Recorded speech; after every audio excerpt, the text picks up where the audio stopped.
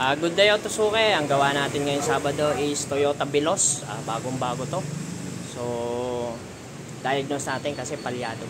Yan. Look. Yan yung Veloz. So ang ginawa natin kanina rito is kanina in-scan natin. So lumabas sa scanner ko is misfire cylinder number 4. So ito agad ang kinalkal namin yung number 4. Kasi syempre bago pa to eh. Pagtanggal namin ng spark plug, yun nga, basa yung spark plug niya na number 4. So ibig sabihin walang kuryente. So meron kaming spark plug na pang testing dito sa shop. Pinalitan muna namin ng luma yung spark plug namin pang testing. Yun, tumino. Tapos nawala yung check engine, gumanda yung andar ng makina, tsaka pumino yung yung andar ng makina.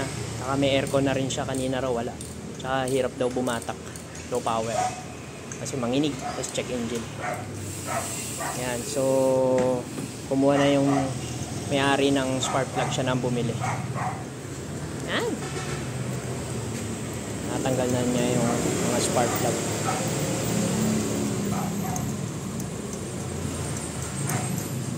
Veloz to, Veloz. Bagong bago pa yan. Ay, ano yung sarap niya? Ha?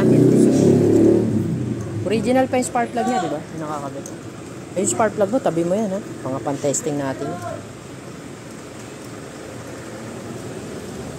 Tabi mo yung atin. Yan, in-scan na natin kanina.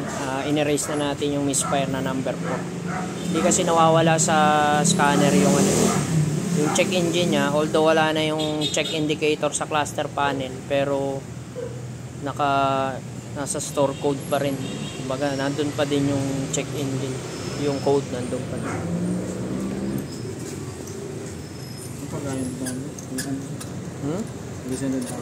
Hindi ko alam kung taga saan to eh. Recommend lang din sa akin to, diba?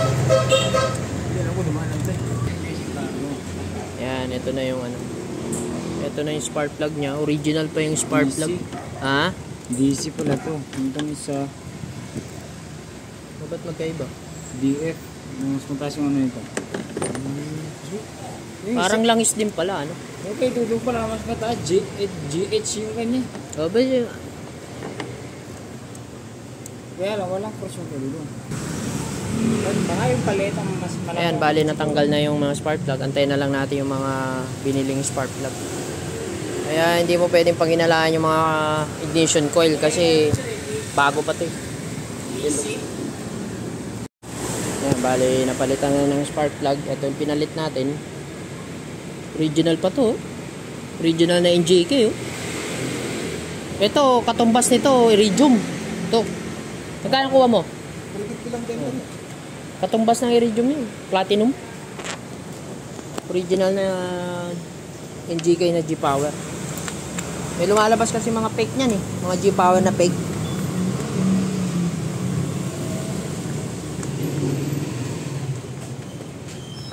Kapalitan ko na siguro sa Webes. Biyahe muna akong Isabela. Importante kasi Isabela ko eh. Open ka naman na araw-araw boss, linggo lang. Linggo lang ako sarado. Ano yung number 4 yung pinalitan, ano? Number 4 yan. Number 4 yan. Ito na lang ang titira. 1, 2, 3. Para pagpapalitan ko yan, Yan na lang ang papalitan natin. Yan na natin. Andarin natin. Gawa muna ako RO, sir, RO. Hindi, record. Ito ko pinapalitan ng to eh. Oo nga. ATF. ATF. Sir, natin? Start natin.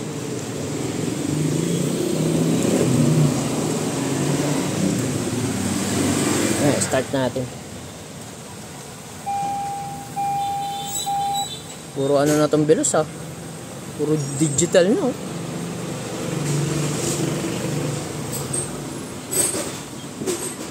wala na check engine. Wala na? Wala na. Oo. Ibinura na natin eh.